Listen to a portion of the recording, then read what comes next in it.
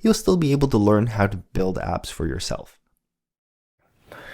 Now that you have a general idea of the app ecosystem, let's start by downloading Xcode and I'll show you how easy it is to use it to build an app.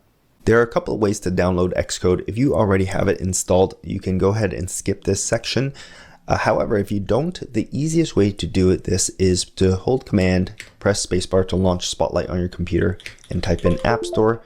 And let's open the Mac App Store on your computer and search for Xcode. And then you're going to click on the listing and then download it like that. A couple of things to note here though. Don't be turned off by the ratings. This is the official tool issued by Apple for us to build apps with. Also take note of the large file size. In my experience, it does take more free hard drive space than this in order to have it installed successfully. And during the installation process, there may be times where you don't think it's doing anything, it seems stuck, it's going to take a while. Now, if for whatever reason you can't download it from the Mac App Store, you can also Google Apple Xcode and click on the listing here, and you can download it from the website. This will just lead you back to where we just were on the Mac App Store. However, if you download it from the website, do note that you have to sign up for a free Apple developer account or to sign in with an existing one.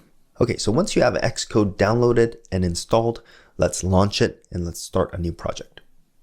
This is going to be the welcome dialog for Xcode, and we're going to start a new Xcode project by clicking here.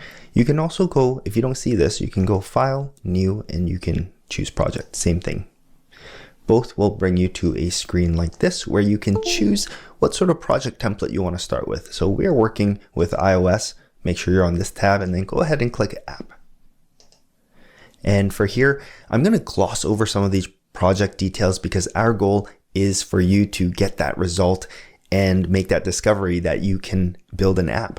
So I am going to save all the explanations for lesson 2. Right now, I would recommend that you just follow along exactly what I do and get that result and have that app in your hand. All right, so let's go ahead and call this L1 demo.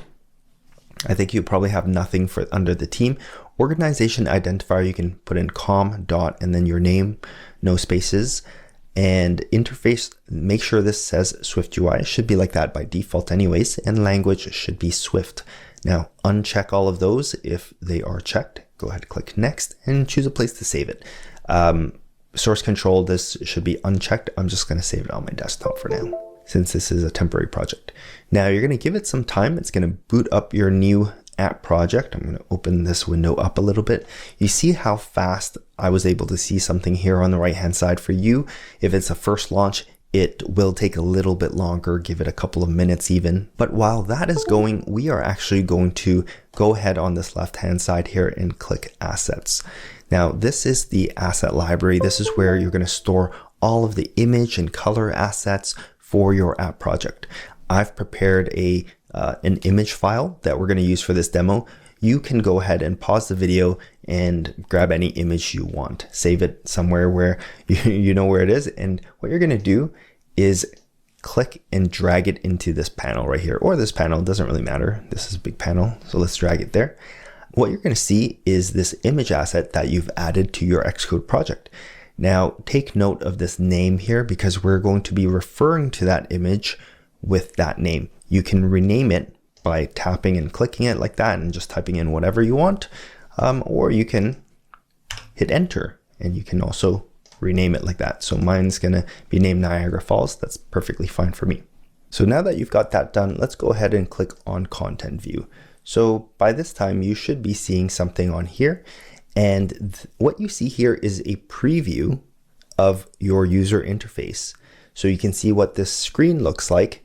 And this screen right here on the right hand side is defined by the code that is written on the left hand side.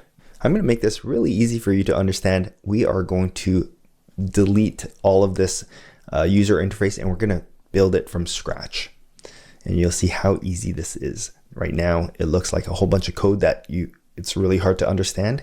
We're going to change that. So let's highlight this code starting at VStack and then it's going to say library. So we're going to tap on that, and then by default it should be on this first tab actually. So I was using it before, so it was on the second tab, but I want you to go ahead and click on this first tab. This one is